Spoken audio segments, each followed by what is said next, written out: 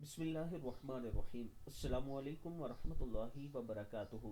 फजर के बाद ये तिलावत करने से कब्र में अजाब से आप बच जाएंगे।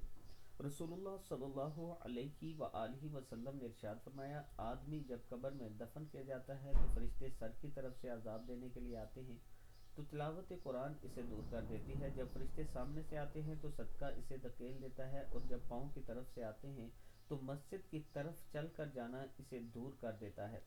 अल्लाह ताला हम सबको ये तीनों काम करने की तौफीक अता फरमाए। हर रोज़ तिलावत कुरान पाक किया करें, सदका किया करें, बेशक 1 रुपया करें, और मस्जिद की तरफ चल के जाया करें नमाज के लिए। अल्लाह ताला कब्र के आज़ाब से महफूज कर देगा। अल्लाह ताला हम सबको भी इस पर अमल करने की तौफीक दे। वीडियो को आप दोस्तों ने आगे ज़रूर शेयर करना है। और अगर आप रावलपिंडी या इस्लामाबाद में अपना प्लाट किस्तों पर लेना चाहते हैं या कैश पर लेना चाहते हैं तो ये मेरा व्हाट्सअप नंबर है, आप मुझसे रब्ता कर सकते हैं। इंशाअल्लाह आबिद राजा आपके एतमाद पर पूरा उतरेगा।